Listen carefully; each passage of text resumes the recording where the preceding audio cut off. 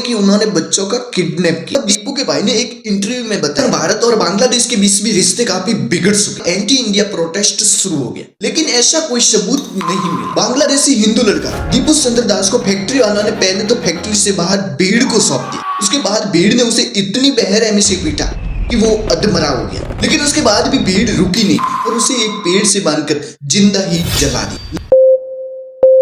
नमस्कार दोस्तों, 18 दिसंबर के दिन दीपू चंद्र दास अपने घर से हमेशा की तरह गारमेंट फैक्ट्री में काम करने के लिए निकल जाए, लेकिन उसी दिन उसे दोपहर के आते आते उसे अपनी नौकरी से निकाल दिया जाता और उस पर ब्लास्फेमी यानी प्रॉफिट का अपमान करने का आरोप लगाया जाता। और उसके बाद उसकी फैक्ट्री के सामने एक भीड़ जमा होने लगती है, जिसके बाद भीड़ इतनी गुस्से में आ जाती है कि उसे पीट पीट कर मार डालते हैं। उसके बाद उसे पेड़ से बांधकर आग के हवाले कर दिया जाता है। लेकिन एक्चुअली में सवाल तो ये उठता है कि दीपू ने ऐसा क्या किया था। इतने दिनों बाद भी बांग्लादेशी पुलिस को ऐसा कोई सबूत नहीं मिलता है कि जिसमें दीपू ने किसी धर्म के बारे में गलत कहा। और यहाँ पर दीपू के भाई ने एक इंटरव्यू में बताया कि दीपू ने उसी फैक्ट्री में फ्लोर मैनेजर से सुपरवाइजर में प्रमोशन के लिए एक एग्जाम दिया था और इसी पोजीशन पर कई काम करने वाले लोगों से उसका डिस्प्यूट, उसके अनुसार इस वर्क पैलेस डिस्प्यूट के कारण ही उनकी हत्या की। और उसी दिन 18 दिसंबर को वर्ल्ड अरेबिक लैंग्वेज डे होता है, इसलिए उस दिन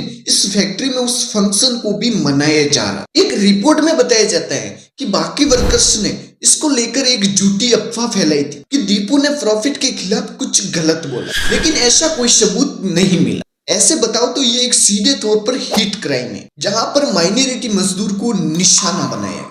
साथ ही साथ एक अफवाह के तौर पर किसी की मॉब लिंचिंग किया जाना एक ट्रेंड बनता जा रहा है पूरे साउथ एशिया। इसे देखो, साल 2020 का पालघर का प्रसिद्ध केस, जहां पर साधुओं की मॉब लिंचिंग की, ये कह करके कि उन्होंने बच्चों का किडनैप किया। इसी बीच अगर बांग्लादेश की बात की जाए तो वहां पर लॉ एंड ऑर्डर का तो पहले से काफी बुरा हाल चल रहा है। 18 दिसंबर को ही बांग्लादेश में एक बड़ी स्टूडेंट लीडर उस्मान हादी की मौत हुई थी और तभी से बांग्लादेश में एंटी इंडिया प्रोटेस्ट शुरू हो गए। 12 दिसंबर को ढाका में उस्मान हादी पर कुछ अनजान लोगों ने गोली मारी और उसके 6 दिन बाद उसकी मौत हुई। उसके बाद एक बात उठी कि हादी के हत्यारे इंडिया भाग, और जिसके बाद एंटी इंडिया प्रोटेस्ट शुरू हो गया। और उसके बाद ये प्रोटेस्ट इतना बढ़ गया कि ये नारे लगने लगे कि जिस हसीना को इंडिया बसाता है उसी इंडिया को तोड़।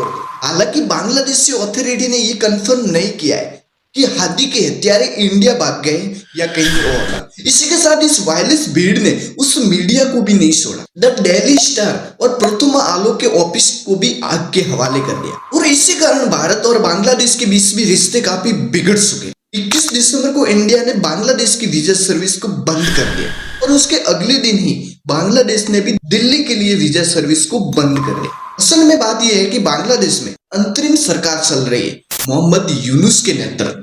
इसी कारण 22 फरवरी 2026 में नई सरकार के लिए इलेक्शन होने वाले। अगर वीडियो पसंद आया हो तो यहाँ पर क्लिक करके देखिए दुनिया के सबसे खूंखार आतंकवादी ओसामा बिन लादेन को कैसे मारा गया। बाकी हम नए हैं तो चैनल को सब्सक्राइब करके सपोर्ट जरूर करना। इसके लिए बहुत बहुत धन्यवाद।